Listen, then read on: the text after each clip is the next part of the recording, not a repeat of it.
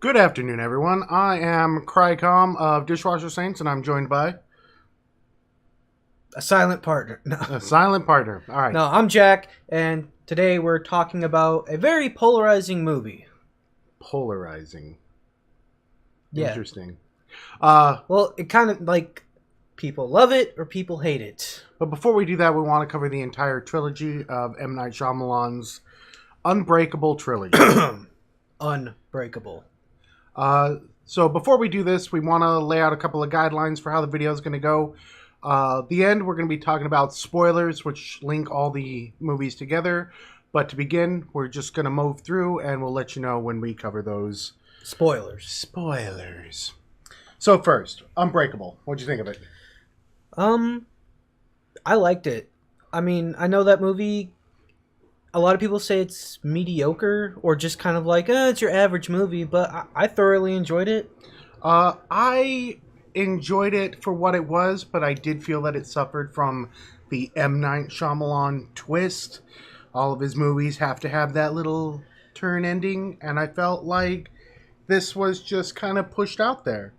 I liked the idea of Sam Jackson being the bad guy, but I didn't like how it led into it.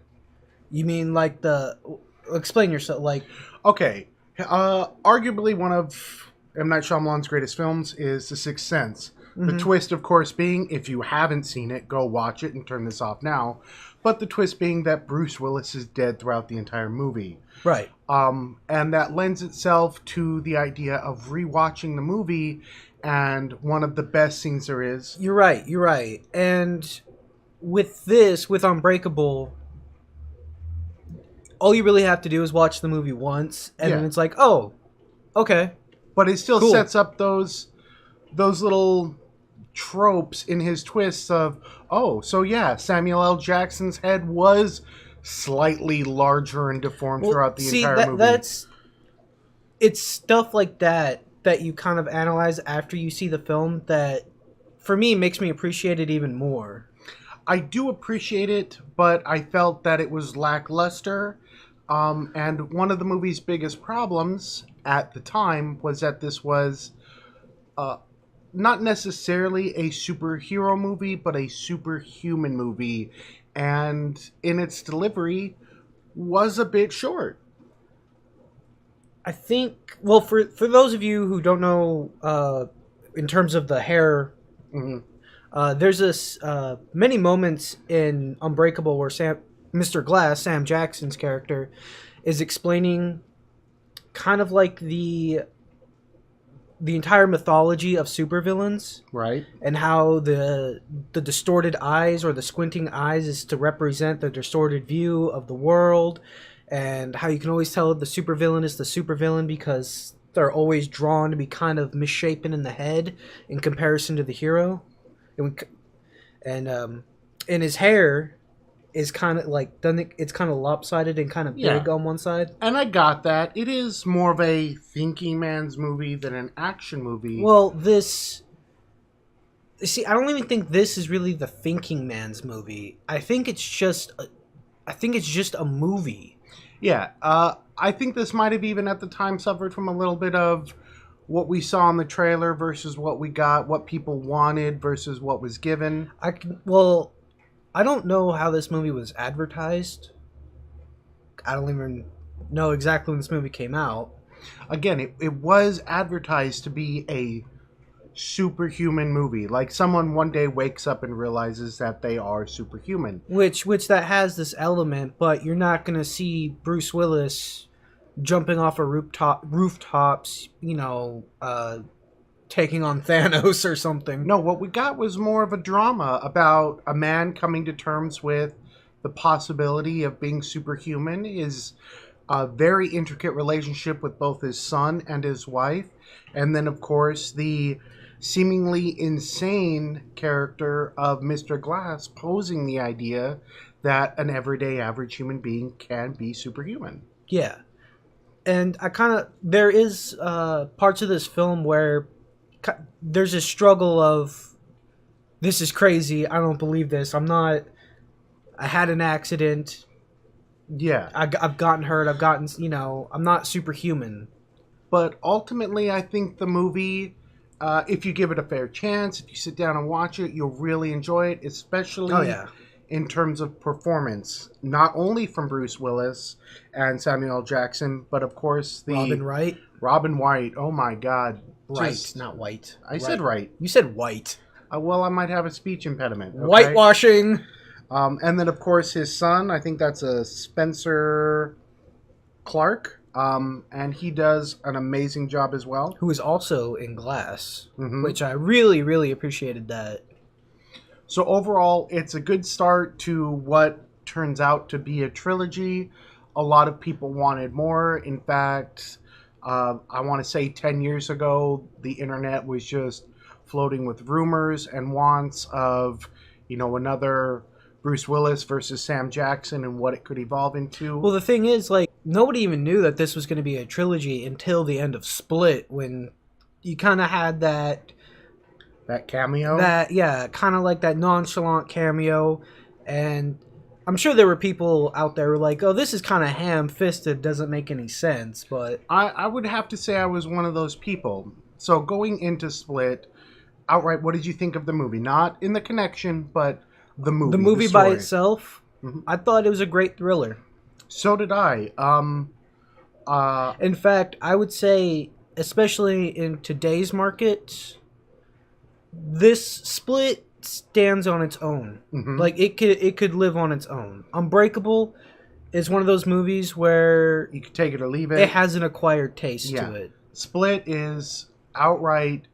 It's a good story. It's probably not the greatest. It's good. The acting alone. James McAvoy, holy crap! After this movie, I could watch him in anything. Yeah. His 23 personalities plus the immersion of a 24th. The Beast. Yeah. And his outright. I mean, if you've seen it, you know what I'm talking about. If you haven't, it's not just an outfit change or a change in his voice Oh no, and accent. it's complete demeanor. It's the look. It's like His face literally changes. I'm not talking about CGI or prosthetics. no. You're looking at the magic of acting with Yeah. him in this role. I believe in the movie he is joined by let's bring up her name real quick. Oh, I think it's like Anna Taylor or something, or Yeah, Anya Taylor. I think it's Anna. Anya Taylor-Joy. Yeah. She is almost actually the perfect counterpart to join him in this movie because she literally plays off of each of his respective personalities. Yeah, I would say I would say later on. Well, no, even from the beginning, she kind of picked up as to like what each personality was doing before she even realized that this is a dude with multiple personalities. Like, 'cause I believe she kept calm when Dennis came in. She knew almost right away. Like, I want to say she picked up on his OCD and told the other girl to pee on herself because that would keep him from Doing anything, hurting them, because he would be so obsessed with keeping things clean. And then I would say she gave a pretty good performance in that movie as well. when Hedwig showed up, of course James McAvoy is what was he, 9? Yes.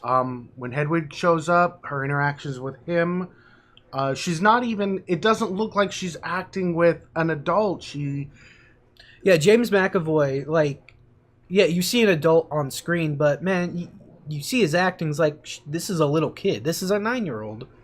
But one of the problems that I had with Split is, though the acting is phenomenal and the story is good, in my mind when I first saw it, it wasn't the greatest movie. It's a horror movie, if you will.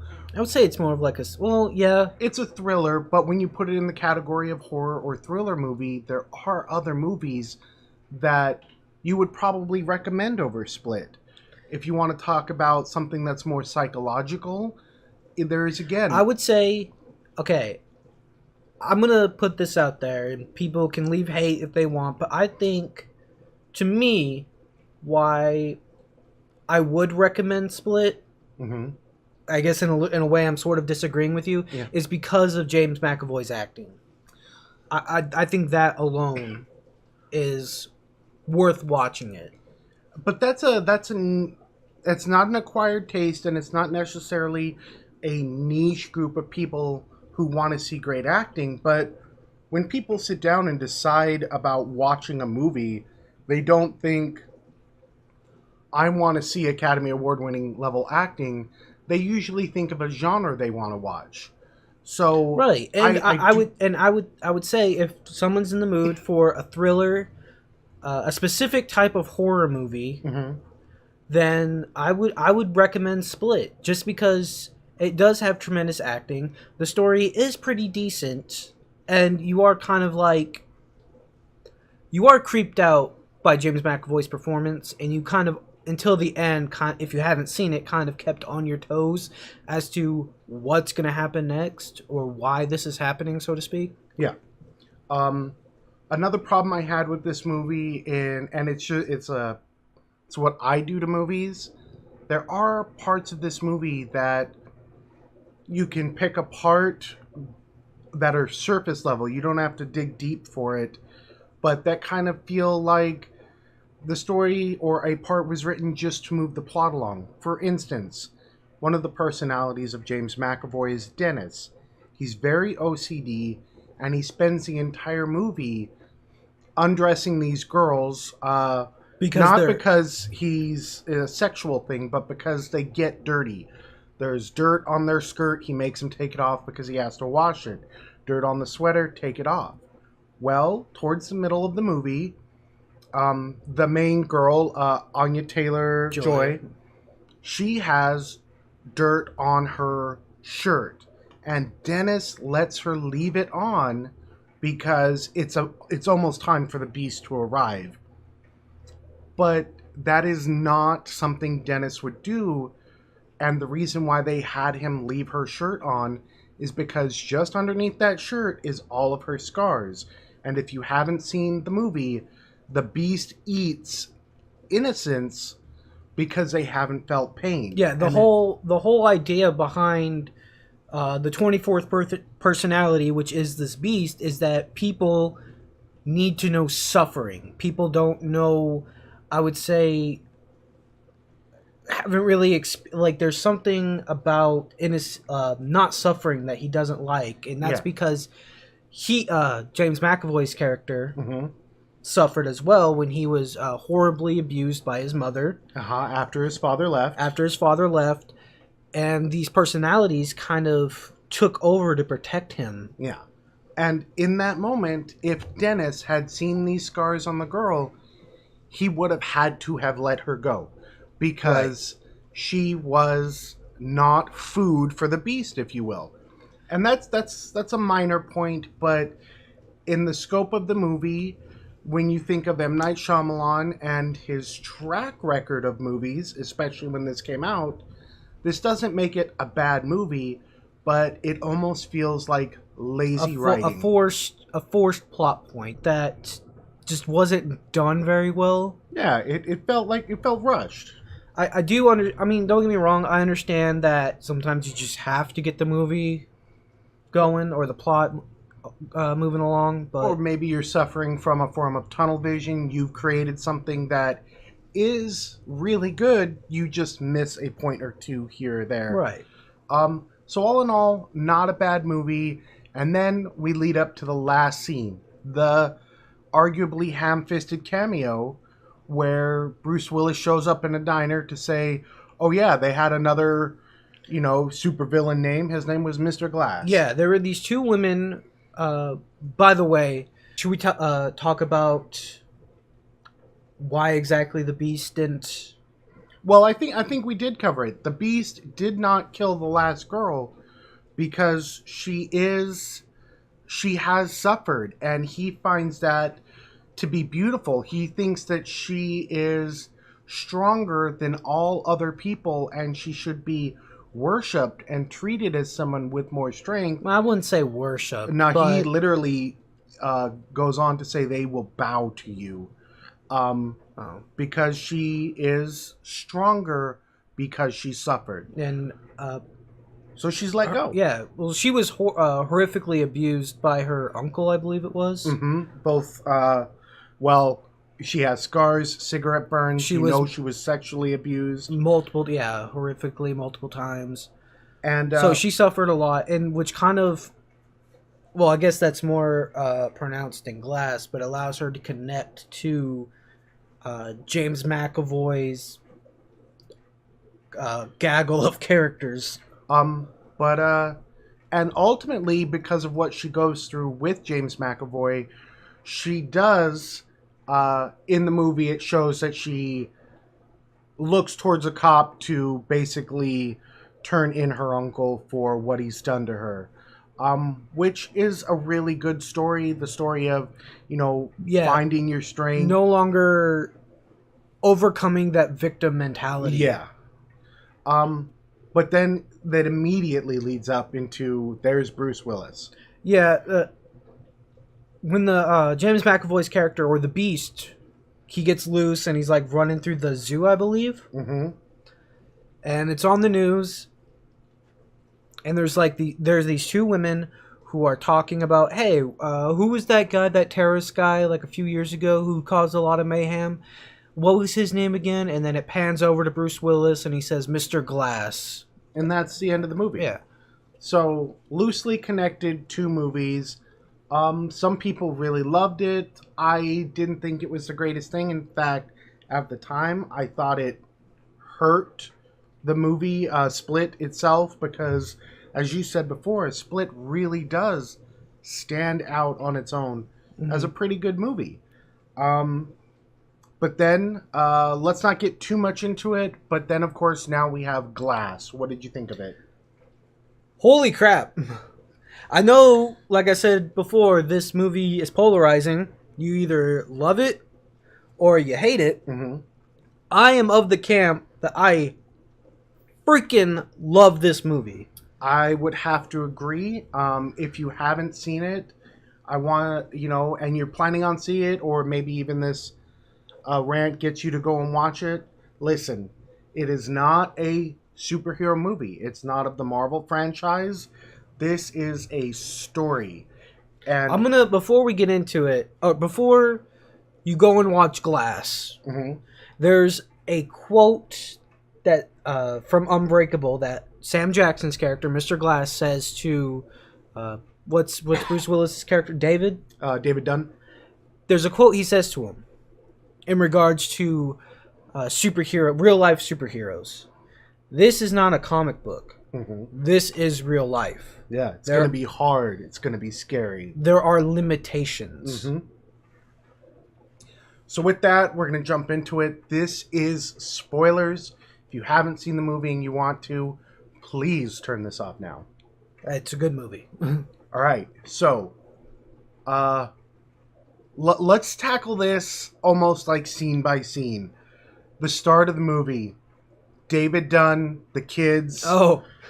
The Batman. Yeah, the Batman. Turning off the lights. Batman. It was, it's really awesome to see. It builds this whole, he's been doing it for years now. It's like 15, 16 years later, something like that. I think it's longer than that, but yeah. And no, I think it's 18 years, because it came out in 2018 and the Unbreakable came out in 20, and I think they referenced that. Came out in 2000. 2000? Mm-hmm. Huh. So here it is. These kids beat down an old man are recording it. David Dunn shows up, beats them half to death in their own house. And when he gets to the... Did he kill them? I don't think he killed these kids. Now, in Unbreakable, he kills the rapist and murderer in that house. Yes. Breaks his neck clean. So he is almost an anti-hero, a vigilante. He does... I wouldn't say he goes out to try and hurt people. He's not a punisher, but he does kill. He's an... what's the overseer? I've heard in the movie they call him many names. The overseer. I think that's what Mr. Glass calls him. The Green Avenger, I think they called him. Things like that. But when he goes and basically attacks those kids in the beginning of the movie, there's a moment when he's going after the last one and he's turning off all the lights in the house, and the kid knows what's coming. He goes, "It's you." people know about the overseer. There are stories. The cops are trying to find him. Even sketches. Yep. So he has a presence throughout New York City. Not New York City, I'm sorry, Philadelphia. Is it Philly? It's Philadelphia. And so that lends itself to this world having grown. And speaking of having grown... It makes it feel like the first movie happened. Like, they're not... I wouldn't even say they retconned anything having to do with David Dunn's character. Like, he's been doing this for a while. He's known. You know it. You feel it. It's... Right. You know it. And so it opens up with that, and it's a great opening. In fact, I would say that most people that dislike this movie love the way the movie opens. Right. And then we get into the fact that he works with his son.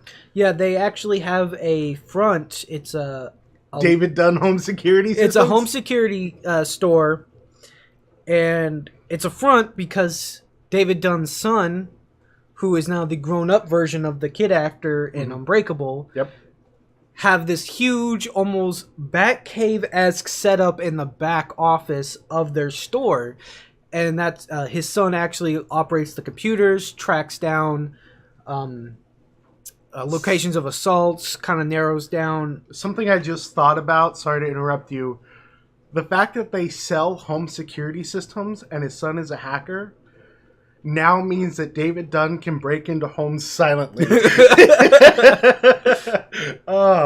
So it opens up with that. The fact that his son is the same actor, it's brilliant. I do like that. I do. Upon watching the movie the first time, how they wrote his wife out of the movie felt... Spoilers, his wife is not in the movie. Because she died. And she died, I think in the movie it said 5 years ago. She had cancer, inoperable cancer, and she died.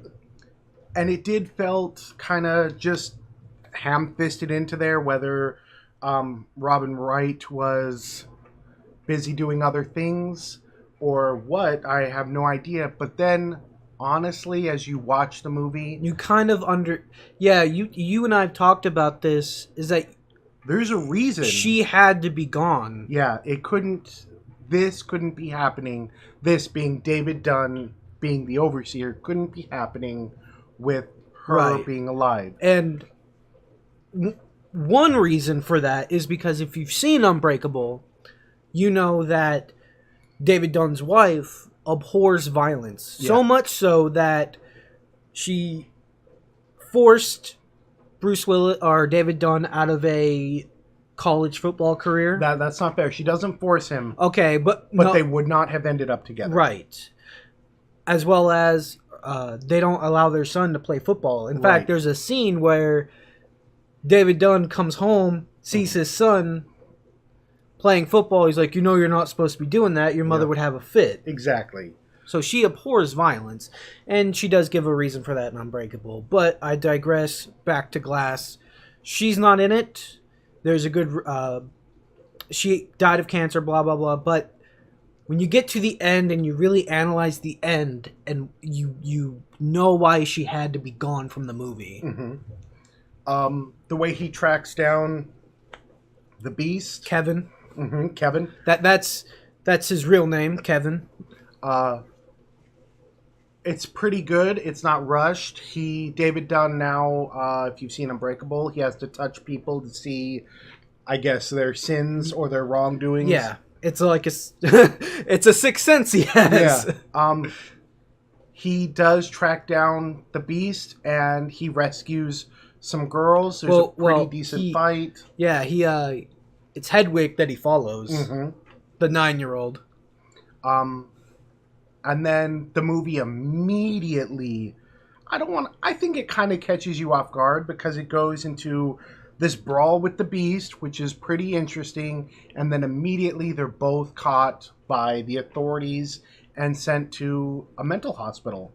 Yep, by Sarah Paulson, who is their doctor, who is trying to convince them that they are not superheroes. They're not super people. They don't have these abilities. Right, and she has a device to knock Kevin's many personalities, knock them out of the current personality and into another one using a light system, which is pretty interesting. Any violent personality that tries to attack a staff or do anything, the lights go off immediately and it switches the personality so that.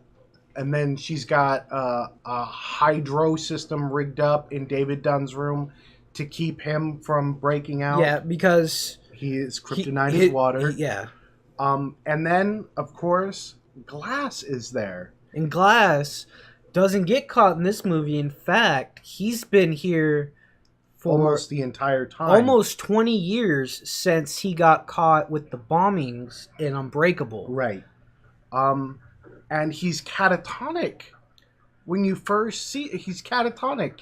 And that again feels like, what the hell is going on? Because Mr. Glass was so proud of himself in the first movie and very much an articulate and extremely intelligent individual. And here he is, head cocked, almost a point drooling on himself. Almost a vegetable. Yeah.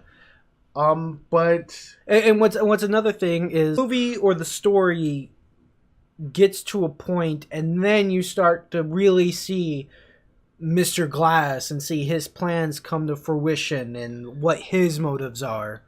And then another problem I think that people have had that dislike this movie is once we get into this mental hospital, we spend the next almost hour and a half cycling through all of the characters, not just Mr. Glass or David Dunn or Kevin, but also Dunn's son. His son. Glass's mother. Yep. And then the girl, Anya Taylor-Joy's character, I can't remember her name in the movie. And they all interact with Sarah Paulson, and she's making very compelling arguments how these are just mentally damaged individuals who do not have superpowers.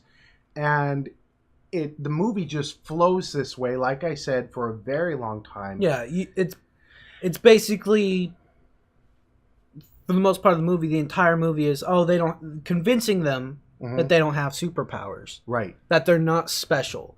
And I believe to explain away David Dunn's touch to have premonitions, he's just hypervigilant. Yeah, he's a mentalist. He's a very he picks up on little things that people do that, like she says in the movie, a magician or a well-balanced police officer would do to pick up on things that could lead to a crime, and he's just really good at it. Yeah, just a Rain Man, so to speak, when it comes to that. And it is brilliant the way she turns these tables, but at the same time, you're like, this is not the movie I signed up for. I want to see the three main characters interacting.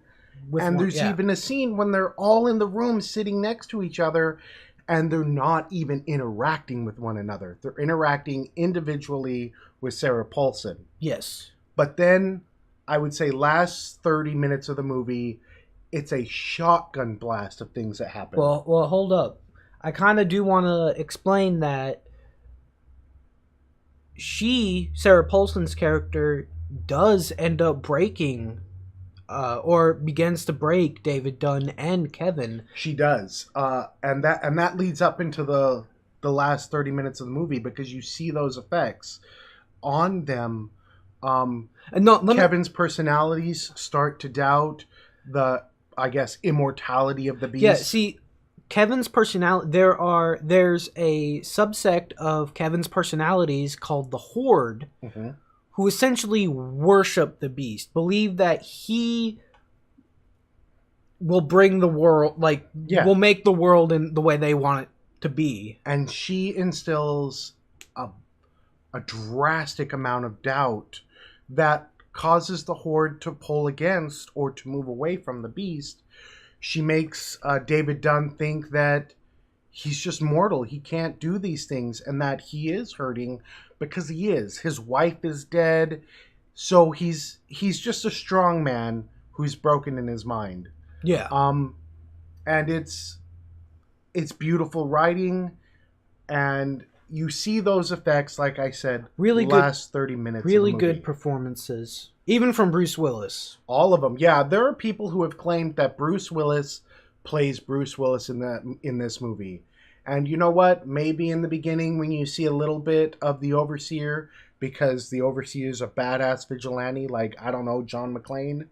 But in this movie... No, I think a lot of people will claim that he just kind of phones it in. But But he doesn't. You see such, I want to say, subtle yet grand emotion when he starts doubting himself. I will say subtle. I will agree with subtle. And I say grand because that is a profound thing, to doubt yourself after 18 years of running around as a vigilante. Yeah.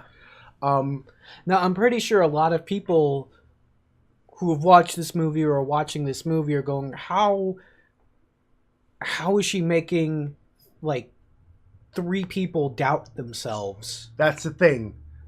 She's making 2 people doubt themselves.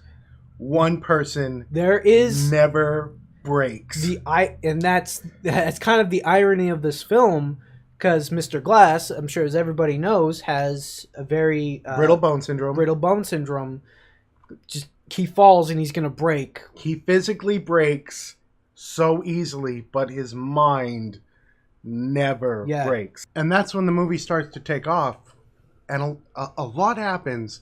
And I don't want to spoil too much because I want you to see it, but in these things that happen... Oh, screw it. I'm spoiling everything. No.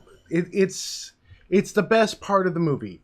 You find out Sam Jackson has been faking it this whole time in terms of his catatonia. Yeah. He introduces himself to Kevin's personalities. And then the Beast. Ultimately the Beast, which that interaction is gorgeous in a very creepy sense. Yeah, he wanted the Beast to show him his abilities so that he knew, and then the Beast, have you suffered? And then he told the Beast that he's had 96 breaks his life. I know nothing but pain. Yeah. Yeah. And then so then he helps the Beast break out. So him and the Beast break out. Oh, and the lead up to Glass and the Beast breaking out is so good, because there's actually a moment where Sarah Paulson tries to lobotomize Mr. Glass, and boy, does that kind of backfire. His brilliance is very present in this movie. Yes. And then as they're escaping, Glass pleads with Dunn, gives him an ultimatum. He tells him, hey, we're going to go here. We're going to kill a bunch of people. We're going to blow up a building. Yeah, we're going to have a showdown. We're going to announce ourselves to the world. You need to come stop us. Yeah, and it's his way of revitalizing David Dunn as the Overseer. The only thing standing between you and us is a steel door. No normal man could break out of it. What does he say? It harkens back to me. No, I think it's even in Glass, where I think he's talking to, I think, Patricia, one of Kevin's personalities, and he said something about... there's always limitations, but the fact that you can still do it is what matters. Yeah, like there are some men that can just bend steel. Yeah. I can't remember the exact quote, but it's so good. And so as Kevin, or technically the Beast and the Horde, are leaving with Sam Jackson, going on a rampage, killing all sorts of security guards. Yeah. Not really hurting innocent bystanders. No. Of course, Dennis does steal 2, and I think it's for the Beast to eat later, but they don't die. David Dunn breaks out. I will say this, in terms of Bruce Willis's performance, I don't know if it was just simply his performance, or if it was just they were just trying to get through this scene. Mm-hmm. But I kind of wish there was more, because for a good part of this movie, he was breaking and doubting himself. You can see it. Right. But then after Mr. Glass talks to him, he just goes and starts punching the door and breaks down. I kind of wanted to see kind of like a moment of still some self-doubt left. Like he goes to like ram the door or punch it, but he like stops himself because there's still that doubt and like, what if I get hurt? What if I break my body? So on. And then he finally comes to terms with himself like, no, I know this is real, and then breaks it down. I would have liked to have seen something like that. I do remember we have talked about this before, and I think I'm going to disagree with you on this, because I think in that moment what was outweighing the self-doubt is David Dunn is the good guy. He's not going to stop and worry about breaking himself because he knows he has to stop Glass. So he just keeps ramming away at this door. Fair enough. Agree to disagree. We're going to argue with you on the term of good guy. Okay, good guy. He's a vigilante. He feels he's the only one who can stop guy, I guess, Glass and Beast. In the simple, practical sense of the word. But I will say this to those of you who are watching: if you go watch this movie and you really pay attention to it and you really sink yourself into the movie, by the end of the movie, you're rooting for Glass. Yeah. And then they get out. A lot of things are happening. It's the buildup of the movie. There is a showdown between David Dunn and the Beast. Again. And I think, again, this is where the majority of people that dislike the movie disliked their showdown. I think they were expecting some kind of Marvel CGI level beat down, brawl, pummeling into the streets, which this is not it. No. And the movie, that's not what the movie's about. No. That's not what the movie is trying to highlight. And I would even argue that they were going for something violent and visceral, but it does fall short in that. It is more of a highlight, and it is a fight between two people. I did not like the POV GoPro-esque. No, I did not either. Yeah. I think that probably came down to budgeting because M. Night Shyamalan funded this himself. But ultimately, for the story, the beatdown is important. And then, to give away spoilers, God, this is a hard part because I really like this movie. We already told people who are watching that this is going to contain spoilers. So here's a massive spoiler. Nobody wins. Well, hold on. We're not there yet. Okay. So the Beast and David Dunn are fighting. The three, right? Glass's mom, Dunn's son, and then the girl. They're running interference. They're there. It's supposed to... Mr. Glass is kind of monologuing to himself. And it's like, this is... The three side characters are here now. Now it's a complete show. Oh, man. So it turns out... The big twist. The horrifying... No, I wouldn't even say that... No, this is a twist, but I think people misconstrue it as the twist. Yeah. The twist is... Mr. Glass created Kevin. And how so was because Kevin's father in Unbreakable was on the train that blew up that David Dunn survived. And because his father died or left, then his mom became violent and upset, beating and abusing Kevin, which ultimately turned him into the Beast. Yeah, which led to his many personalities. Oh, God, the way the Beast breaks... Glass's collarbone. Yeah, he grabs his collarbone and just it shatters it. You could tell it shattered. Yeah, and then just smacking him aside, concaving his sternum. Yep. Oh, that was just gross. It was brilliant. And so now Glass is dying. Um, the Beast and David Dunn continue their fight. The Beast basically almost kills David Dunn by putting him into a water tank. He does break out, but now David Dunn is technically dying. Well, weakened. And the Beast is going to run towards the ultimate plan of this building. Yeah, there's this giant building. It's supposed to be the biggest building in Philadelphia, I believe. And it's supposed to be a big opening, and that's... If you hear other reviewers, they claim it's a Marvel reference for the Avengers building, but it's not. It's a plot point that most comic books have, which is a showdown in front of a big building. But he stopped. And he stopped by probably the one person the Beast will never hurt. Mm-hmm. And that's Anya Taylor-Joy's character. And she stops him. She begs him to stop, and she brings Kevin out. And there's even development with Kevin's characters. Not his personalities, but his character. Yeah. And that's...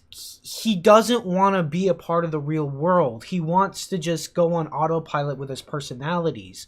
Because he's never felt true or even the healing power of love. And right. I know that's a bit cliche to say, but it's very prevalent in this movie. And she does care about him, and not in some Stockholm Syndrome sense. No, in a, I connect with you because I understand you. Yeah, our pain is the same. And it has a huge effect on all of the personalities, and it brings out Kevin. And that's when the real twist of the movie... No, that's when the second twist of the movie takes place. Sarah Paulson has people kill Kevin, which kills the Beast. Because Kevin is not immortal. Right, because Kevin is just a man. I think he gets shot in the heart. And his death was really good. Oh, God. Both actors, both James McAvoy and Anya Taylor-Joy, as Kevin is dying... And the personalities just streaming out. They're streaming out of him, and they're all talking to her because they all want to be with. I want to say, kind of want to feel her touch as they go. And then I believe the last, it's Kevin, then it cycles through, and then it's Kevin at the very end. Patricia says, Miss Patricia, the kind of like the she's, I believe, the leader of the horde. Mm-hmm. She looks at Anya Taylor-Joy's character and says, do not let them make you doubt about what happened. Right. That the Beast and his abilities were real, which even kind of plays into Dunn and his abilities were real. And it's a guy. I think you'll tear up. I teared up. It's a beautiful scene, and then out of nowhere, because I mean, it's understandable that they kill Kevin. I mean, you don't like it, but they kill Kevin. But here's the real kick in the nads. They kill David Dunn. Yep. They drown him. And there's like a pothole that's kind of filled up with water, and they just stuff his head in there. And she reaches out to have David Dunn touch her. And holy crap. There's this organization that monitors the existence of superhumans. Yep. And their goal, or at least what I believe her goal, with the permission of this organization, is to either convince them that they are crazy and not superhuman, or lobotomize them, or even kill them if necessary. Yeah. And so they kill David Dunn, and then she goes over and tells Glass he was right. He's dying. They don't have to kill him. He is going to die. Yeah, she says, rejoice or revel or something, knowing that you were right. Yeah. And I want to talk about Glass's death real quick. Okay, go ahead. Because his death is kind of just what he stands out the most to me in this movie. Before we talk about his death, I think that Samuel L. Jackson's performance does slightly get overshadowed by James McAvoy's performance. But Samuel L. Jackson's performance as Glass and the different... I think... holy shit. I think in the moment to moment, yes.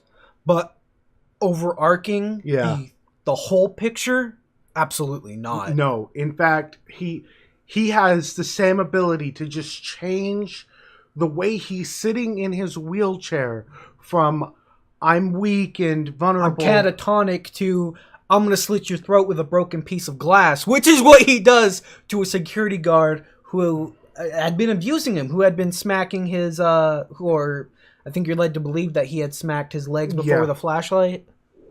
So it's gorgeous, and his interactions, even in his death.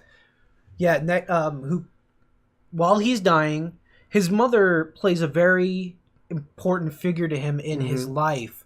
Even though he did bad things, his mother was kind of very proud of him because he was finding his purpose. Yeah. And that's a theme with Glass, is that he always thought he was a mistake because he's very brittle, he's broken, he can't do anything.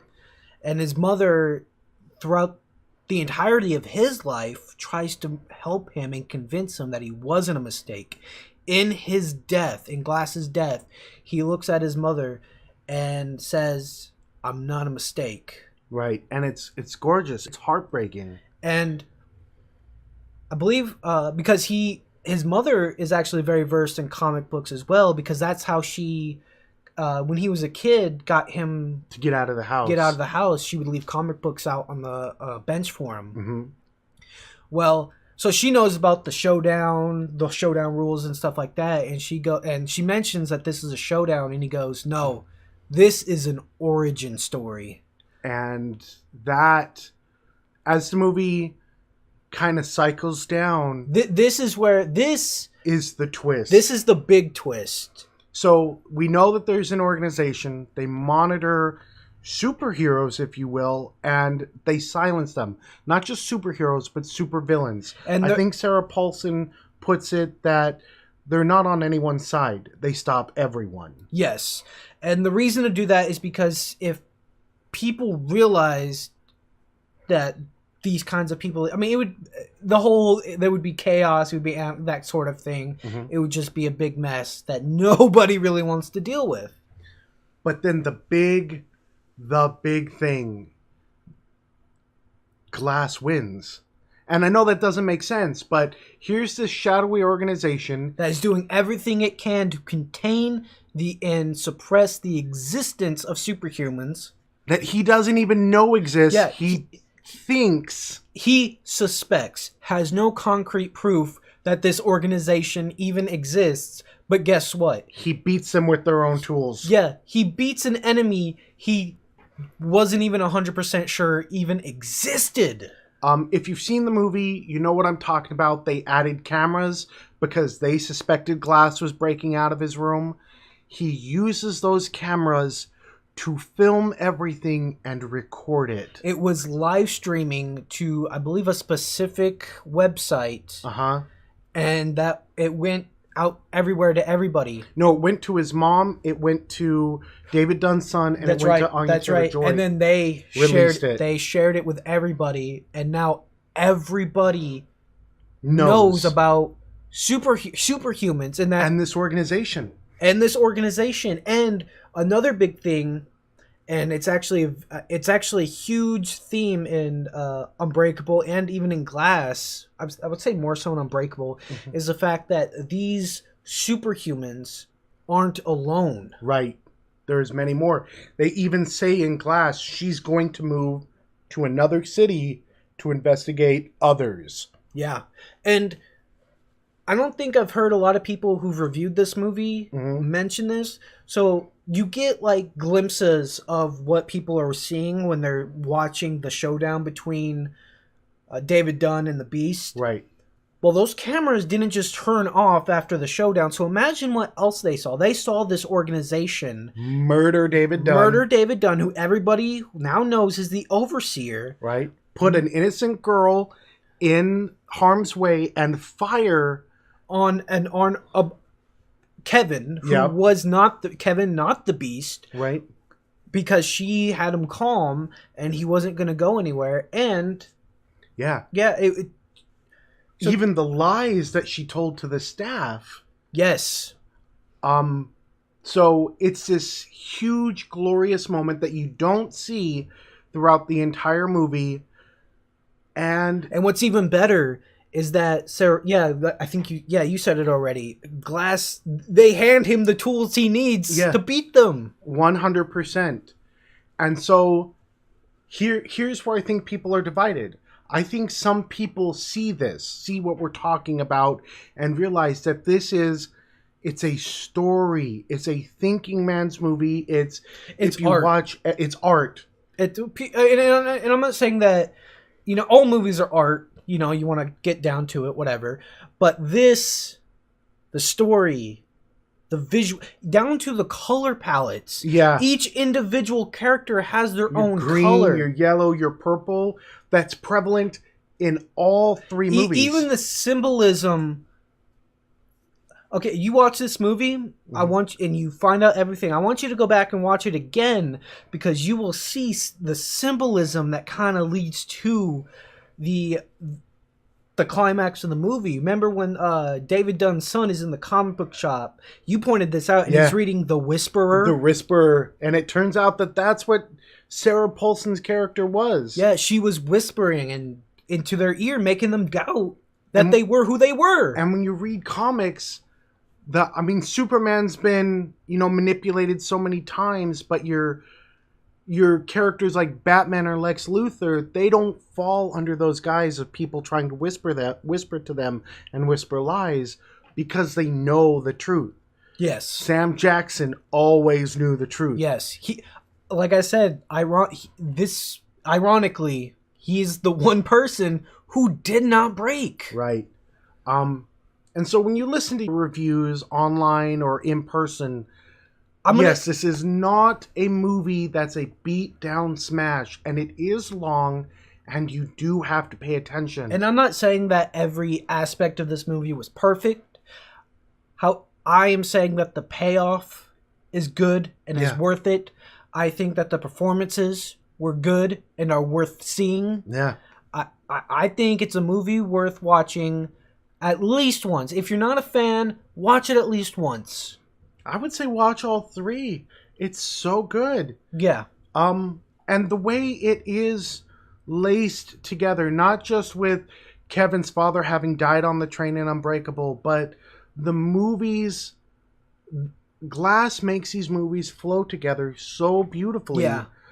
I think that... And like you said, at the end of Split, when it's that ham-fisted cameo with Bruce Willis, you had no hope for Glass. You had no interest in seeing Glass when it was first announced. Nope. We watched it. I instantly loved it. Yeah, it was not the movie I expected. It was good. It is an art piece.